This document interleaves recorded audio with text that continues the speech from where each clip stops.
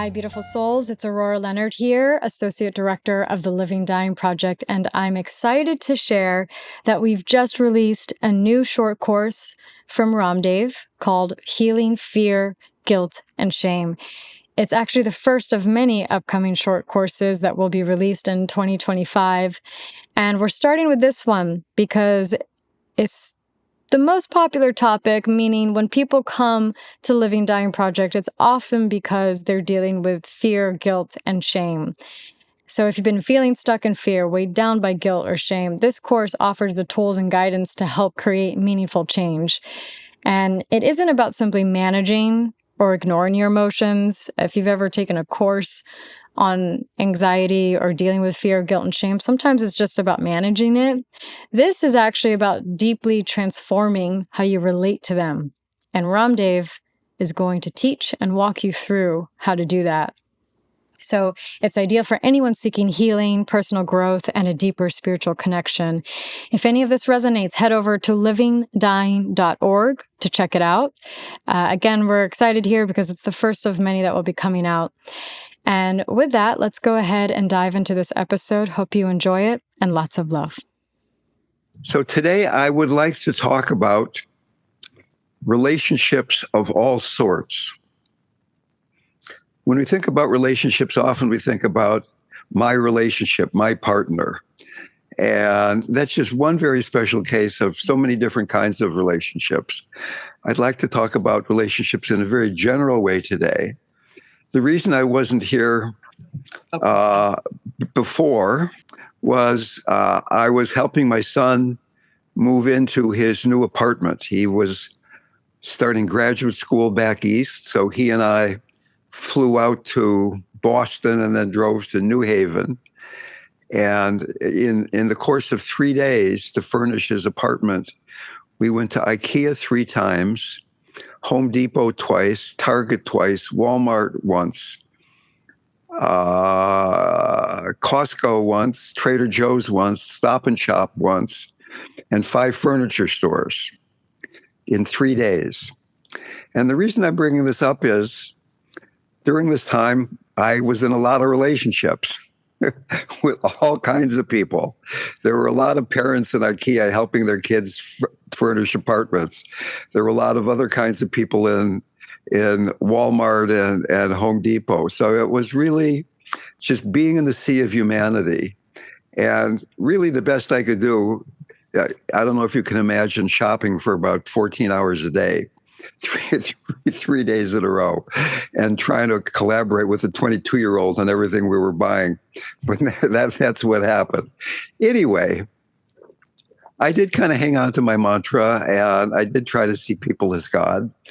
But it did really show me that the working with relationship is in some very direct way the most clear mirror of how our practice is going, right? It's not so hard for many of us who have been practicing for a while to sit in front of your altar and think about God, be with Christ or Maharaji or the mother, and be grounded and centered and have a grin on your face. But when you've been in IKEA for 5 hours and finally you found what is it we wanted? We found the table that could fit a 6'2", 230-pound guy and was cheap and had 4 chairs and cost $200. And you go downstairs to get it and it's sold out. The bin was empty. This is the kind of thing that was going on again and again. That it was very challenging. Obviously, relationships have to do with connection. They have to do with love. But for me, fundamentally, relationships have an awful lot to do with compassion. They are, it's so easy to see other people and see their human messiness and fixate on that. There are these teachings in Tibetan Buddhism called the Lojong or mind training teachings. And here are a few of them. All of the teachings agree on one point: lessening one's self-absorption. Lessening one's self-absorption is the key teaching. very often in relationships, our self-absorption is revealed. Here's another one that's kind of tricky. Be grateful to everyone. If you want to be free, the people who are showing you, the people who are cutting in front of you in line and taking your table, can you be grateful to that person? It's not so easy. And here's my favorite: drive all blames into oneself.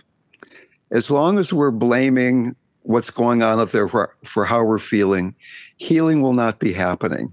In the middle of this shopping expedition, the tail end of a hurricane or a tornado or whatever the heck it was came flying through New Haven. There was 10 inches of rain, and all night long, our phones were going off with flash flood warnings on the 5th floor of the hotel, right? We were trying to sleep, and the phones kept saying, danger, danger. It was really something. So imagine carrying all this stuff, truckloads, SUV loads full of stuff in pouring rain. Lots of fun. So for the heart to remain open, how can we keep the heart open? How can we keep the heart open in relationship? And I'd like to explore that in terms of the Hinayana, Mahayana, Vajrayana, what we're calling here invocation, compassion, Tantra levels of practice. But in some way, the fundamental way to keep your heart open is to let go of hope for fruition, of hoping that anything's going to be different. It's not going to be different because this is the way it is. Now, close relationships uncover those places that make that difficult. You may remember that in the past we've talked about the chakras, and that the first chakra is about grounding, and we learn to be grounded from the second trimester in utero to about 1 year old. And then the second chakra is about guilt, about moving into the world. The third chakra then, shame, beginning of ego development. And what makes it difficult to be in relationships are fear, guilt, and shame, the first, second, and third chakras. Relationship is about the fourth chakra. And we could sit here talking about how to love other people, but almost always what's making it difficult is the places where we still have unprocessed trauma, grief from these earlier stages of fear, guilt, and shame early in life. Now, even though I wasn't here last 2 weeks ago, I did listen to the recording, and I know that my friend Doug talked about forgiveness and that there was some pushback about forgiveness. People were saying things that it's not my job to forgive. And I'd really like to go into that a little bit. So it's certainly not my job or your job or anybody's job to love anybody, to do anything. And forgiveness is a very tricky topic. When I first started teaching with Stephen Levine and we were talking about forgiveness, there were certainly a lot of women who had been traumatized in various ways, had horrible things done to them, who were not ready to forgive. And we had to really pull back and be much more sensitive and really begin to play with the timing of things. But I looked up the word forgive in the dictionary, and it says, stop feeling angry or resentful towards someone for an offense or flaw. And then I looked up resentful, and that means being bitter. So forgiveness isn't about the other person at all. It's about giving up your anger and your bitterness. I would like for everybody in this room, including myself, to not be angry or bitter. Are you angry or bitter at political figures?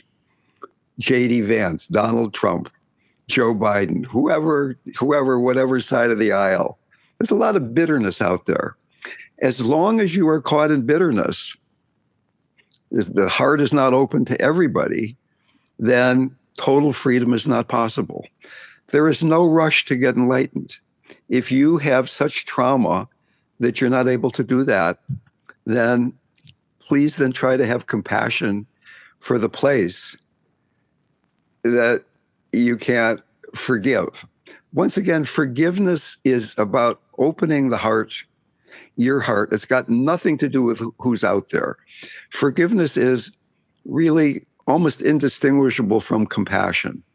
It's really the ability to, in spite of the messiness of the human condition, of the fact that there are people out there who are angry, who are wounded, who are aggressive, who are hateful, who are greedy.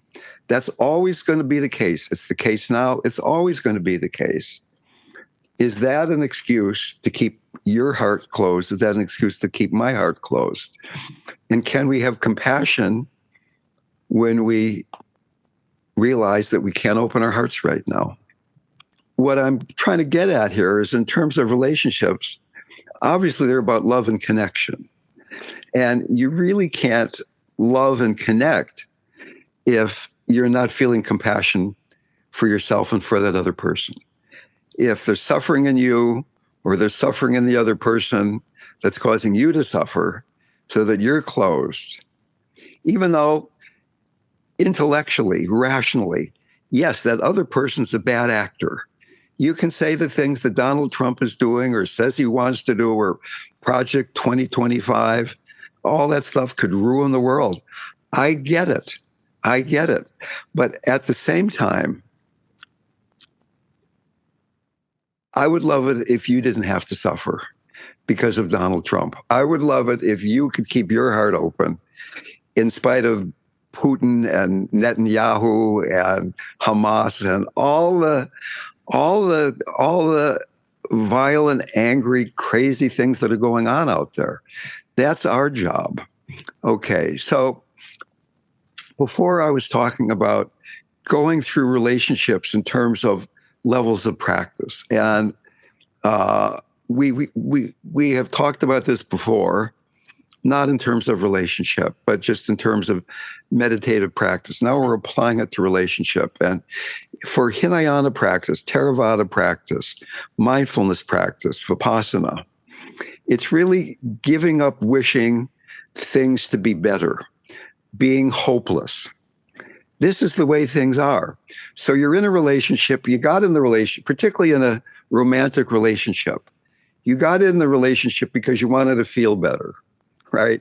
Here's somebody that when I'm with him, when I'm with her, when I'm with them, whatever pronouns you want to use here, when I'm with this other being, then I feel more complete. It's a good thing. But as you get to know this person, it's beginning to reveal in you and in them the places where there's not self-love. So that the first step of the Tantric 3-step, can you be with these feelings and not get lost in the story? What does it feel like when you resent your partner? What does it feel like? Do you want to hold on to the resentment and hope they're going to change and talk to them and try to get them to change? Or do you want to start by, how much are you suffering because of you're feeling resentment or you're feeling judgmental or whatever it is? A practice is beginning to notice where you run away and avoid the queasiness of just the surrender into groundlessness, of just being there, of being hopeless. Letting go of the ego, just being right there, the human messiness, the human juiciness in all of its wonderful, joyful horror, all of it mixed together. And once again, I've lived in ashrams, I've lived in monasteries, I've been in relationships, I've lived in communes, intentional communities. There's nowhere to escape. I mean, you go to the monastery and people's personalities, even though the whole thing is quieter, they're still revealed in excruciating vividness again and again and again. That's my cushion. That's my space. That's my toothpaste, whatever it is. Okay.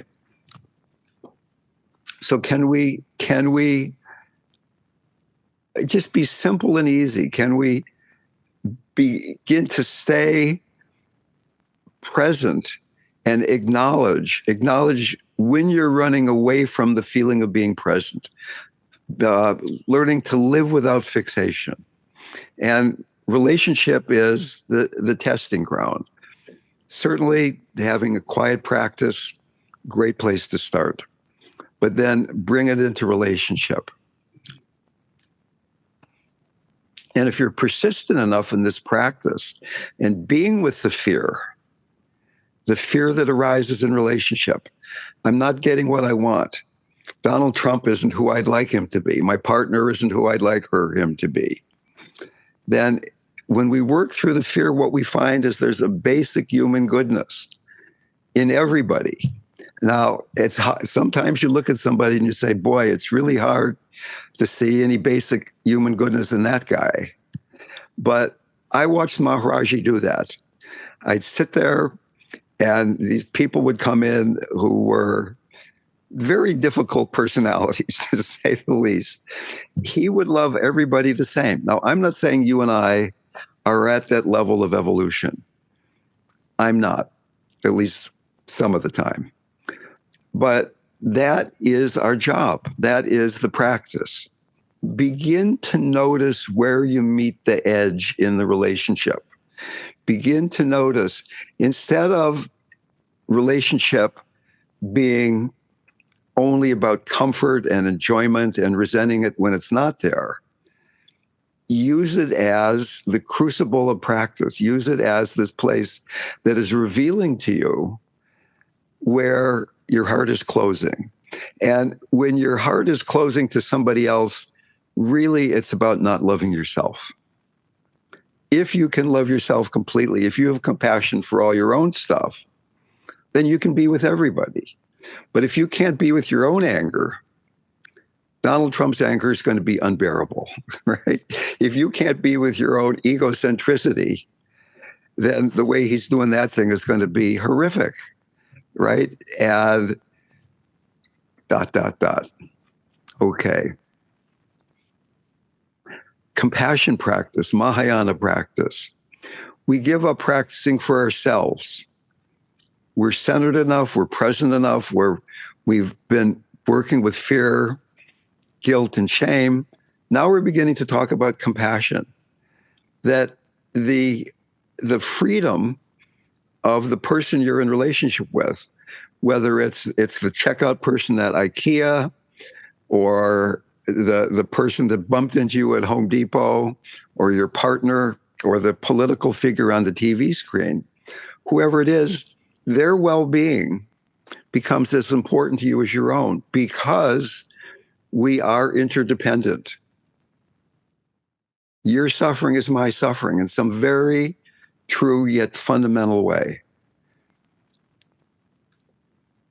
Can I truly be happy if people around me aren't?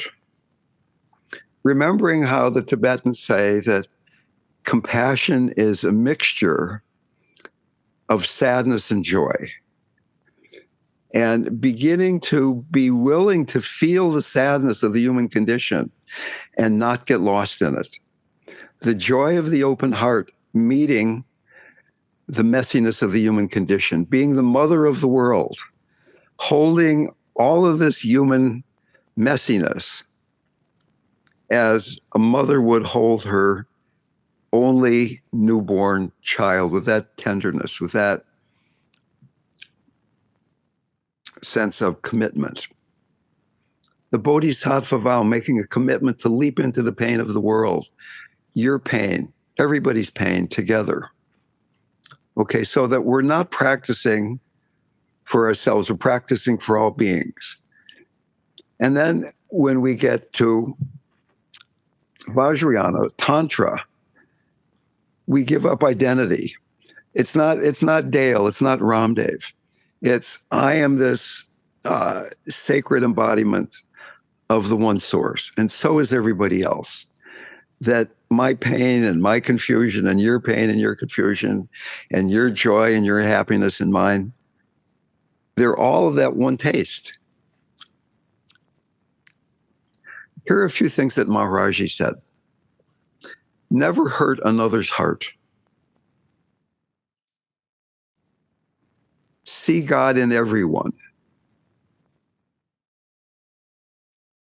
You can't realize God if you see difference. Learn to find the love within. So obviously, we look around this virtual room, there's a lot of differences. Male, female, older, younger, more hair, less hair, all the differences. But can we see the love within? Can we see the love within each person rather than focusing on why is he wearing that today? Or look at that posture, or whatever it might happen to be, right? Maharaji said, everyone is a reflection of my face. And that's the one that gets to me. I mean, where I live in Marin, upper class, a lot of well-to-do people in a certain way. There's this woman who camps out in front of the local health food store with a big sign that says, 3 children, help me, I'm in need. And sometimes she brings her children. She's there almost every day. Big sign. And then on the bottom it says, God bless.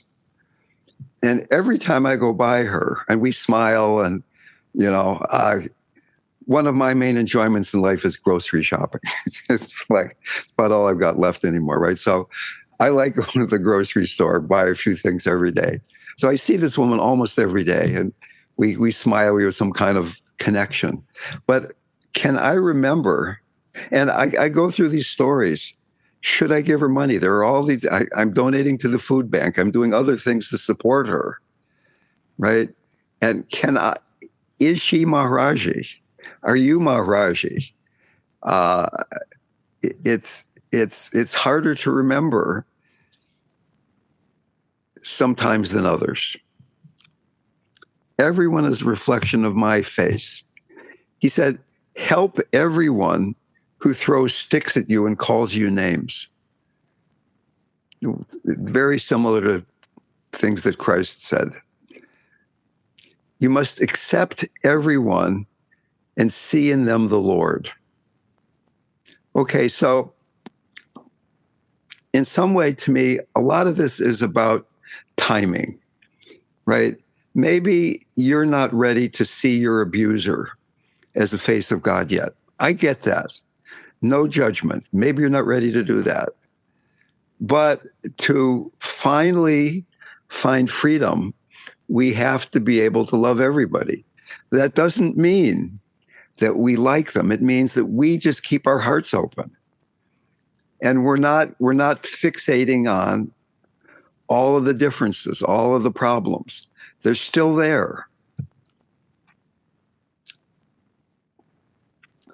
Getting to the point where we're dying into love, surrender into love, using the relationship with this other person as the practice. Can we surrender into love right now?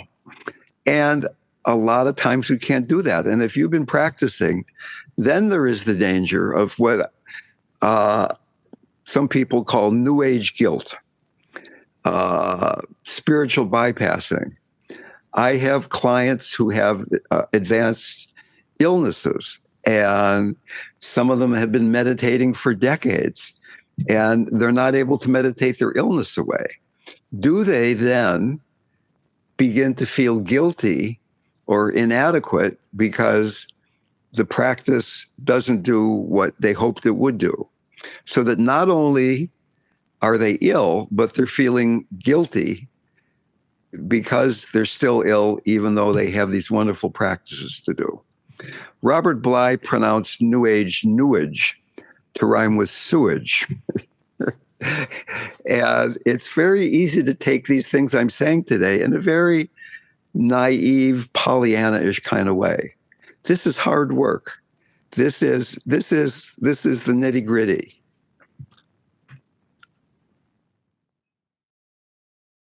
Compassion for others is compassion for self.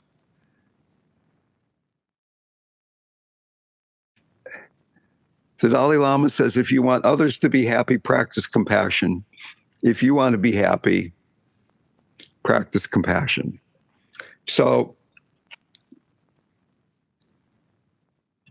with modern media, all this stuff is right in our face whenever we want it to be. We see people's pores on their face, right?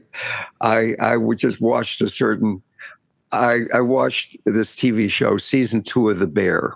And for some reason, the director liked to have these close-ups where the guy's face or the person's face filled the whole screen. You could see every pore, every blemish, every mole, every little scar, right? And there are these like brilliant blue eyes or brown eyes, whatever it is. Let's go back to opening our hearts. How do we do that? And very often in Buddhism, they do this process of, first of all, you do a practice for somebody it's easy to do it with. You open your heart to your child or your beloved or somebody like that, somebody that you really care about and you like. And then you do it for a neutral person. Then finally, when you've had some practice, you open your heart to the enemy, to the difficult person. And let's remember, what are the qualities of the open heart? The 3 qualities of the open heart are a connected heart, a spacious heart, and a warm heart. We're going to go right to working with the enemy, okay? Because we've been having this time together, let's assume your hearts are at least a little open through this talk. And can you begin by opening your heart to yourself? Can you, in spite of your humanity, maybe the body feels tired or agitated, the mind is calm or not calm, all these things are coming and going, changing. Can you open your heart to yourself, to what it is, what it feels like to be you right now? There's some embodied mindfulness, you're grounded, you're centered, you're sitting here. Sensations are arising, you're hearing the sound of my voice, you're moving a little bit. Thoughts come, emotions come. Can you open your heart to that? And what we mean by that is, first of all, can the heart be warm? You care about yourself. You're taking care of yourself. There's a sense of warmth. Can the heart be connected? Can you feel connected to yourself? What does it feel like when you're connected to yourself? What does it feel like when you're not? When you're lost in thought, when you're saying, oh, I wish it weren't like this. I would prefer it to be like that. And finally, and in some ways, to me, the most interesting is a spacious heart. Basically, there's no grasping, no matter what's arising, whether there's pain in the body or pleasure in the body, pain in the mind or pleasure in the mind, neutral mind, whatever. No grasping. This is what's happening now. I can open to this. I can be with this. I can be with this in a heartfelt way, a warm way, a connected way. Letting go of grasping, letting go of grasping. And in that state, then, is it possible to think about the enemy? Maybe a political figure. I won't name anybody. I don't know who you are. Maybe somebody who's hurt you recently a bit. Maybe we're not going to start with the most difficult person in the world for you. Maybe not somebody that you have some ongoing trauma in relationship to, but somebody who it's difficult for you to feel openness toward because of their behavior. And notice how when you think of them, those qualities of of connectedness, warmth, and spaciousness, can they remain? Or do you start to suffer? Does your heart close because this notion is in your mind? This concept of other person is in your mind. We're not asking this other person to change. We're not getting involved in what would cause you to feel this way. But here's this concept. Here's this notion of this other being. Can you remain open-hearted? What is the most important thing? Suzuki Roshi, one of my favorite quotes, says, the most important thing is finding the most important thing. And I come up with various answers to that. Sometimes it's, can I love everybody? One of my most frequent answers is, the most important thing is faith. Faith in God. Like when Maharaji says those things like, everybody's a reflection of my face. Do I have faith that this enemy of mine, quote unquote enemy, is a face of Maharaji? That even though they've acted horribly, possibly, I can keep my heart open. It's not an easy practice. And I'm not saying I can do it or you can do it all the time, but beginning to notice what it feels like to close to another being. You're the one that's suffering. So when we close to this concept, this notion of another person, what's really happening is we're closing to ourselves. We're holding on to the pain. It's like you're getting rope burns when you're trying to hold on tightly as this rope of time is sliding through your hands. Finally, we let go because it hurts too much. You're getting blisters, right? Now, this other thing popped in my mind, this notion of a soulmate, of finding somebody who's going to make you happy. And I've done a lot of Jungian reading. So in all the study of psychology, some of these smart psychologists say that the soulmate is the person who is going to reveal what you need to do in this life. I remember once I went to this party. It's a long story, but the short of it is there was this friend of mine who was having a birthday, and he had a business, and a lot of women worked for him. And I went into this room and immediately made a beeline to the person who was obviously the most trouble in the whole room, at least the most trouble for me, right? And at the end of the party, this other woman came up to me, who was a very lovely, sweet person. And she said, somebody told me you work with dying people, and that interests me so much, and I'd love to talk to you. And she seemed like open and collaborative and just a lovely person. I had no attraction to that. I had attraction to this other person that would clearly reveal all of my stuff, right? And I think we do that. I think that we go unconsciously toward what we need, and then we get mad at that person for not being what we'd like them to be, right? Okay. Maybe I'm talking here more about myself than about anybody else, but I've done that enough times that I'm beginning to see a pattern there. Okay. As long as there is other out there, there's more work to do. It's all one. We're all on the path to all one. And as long as we're not there, that's going to show up in its most vivid way in relationship. So I'm sure I've upset a few people here. I'd like to open this up for discussion. I don't know. There's a question in the chat. Okay.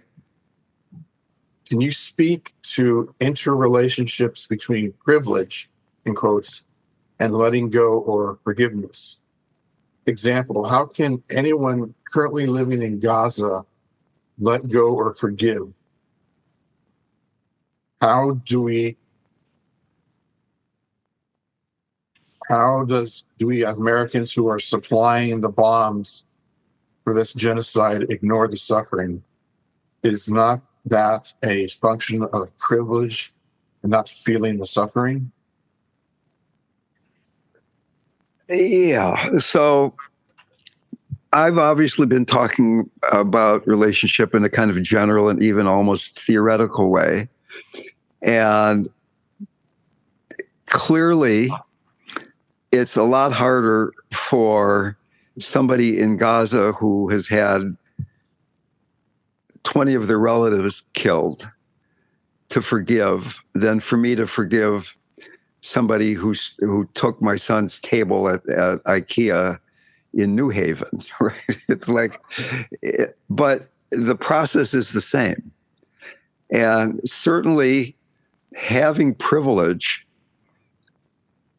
in some way makes it easier that it's unlikely that you or I are going to have a lot of our relatives killed, or that we're living in a place where that's a possibility day after day after day. However, can we use that privilege to open our hearts to be realizing our vastness enough that we can be a force for compassion and healing? People are in all different levels of trauma and uncertainty. Yesterday I turned 82 years old. Yesterday was my birthday. Happy birthday, Dale. So I'm not sick at all, but when you're 82 years old, you don't know what's happening next week. You really don't. It's not the same as thinking that bombs might be dropping on my head. Everybody's living with uncertainty. And I really get that I bear some abstract or even real responsibility for the fact that my government is supplying those bombs. But what can I do? The best I can do is prepare a talk for this moment that helps you and me both go more deeply into relationship, right? I can sit here and feel guilty that I'm a privileged white guy American. But what good is that doing, right?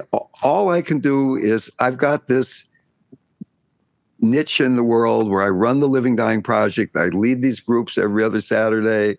I've got clients who are sick. I've got other groups I lead. I have clients. And to be the best for those beings. And getting into comparing, well, I'm not in Gaza, those people in Gaza.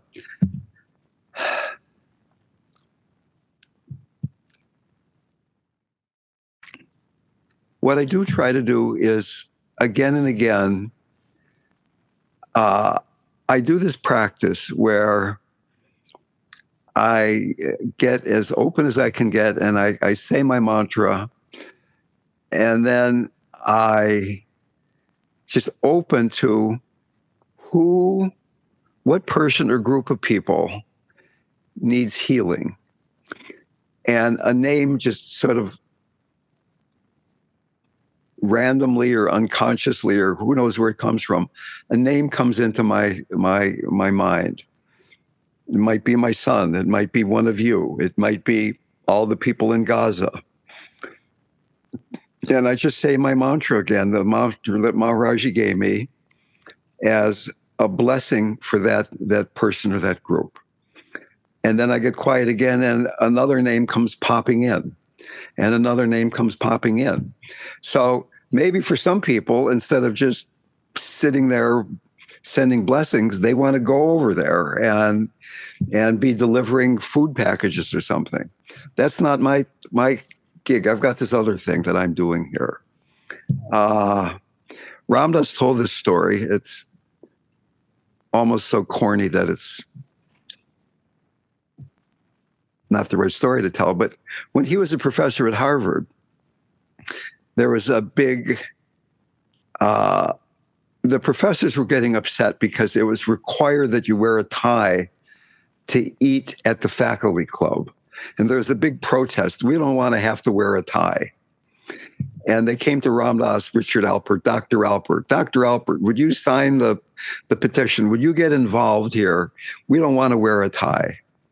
And he thought, I support these people not wanting to wear a tie, but this is not my fight. I've got this other thing I'm doing. I'm doing the with psychology and the psychedelics and whatever else is going on. So we choose our fights. And I feel great compassion for the people in Gaza. And I'm working with dying people. I'm working with sick people. I'm working with grieving people, right? And whether that's a function of privilege and the societal causations of suffering, that's obviously an important and difficult conversation that I'm not going to go into too much right now. But I try to be motivated by the fact that there is that much suffering, that Gaza is happening, that there are that what is going on there is horrific. And at the same time, there are horrific things, not in the same numbers, the same orders of magnitude, right here in my life, right? I mean, whether it's happening to thousands of people or one person, what's in front of me is what I'm trying to work with. So that's the best I got, Craig, and I hope I can move on.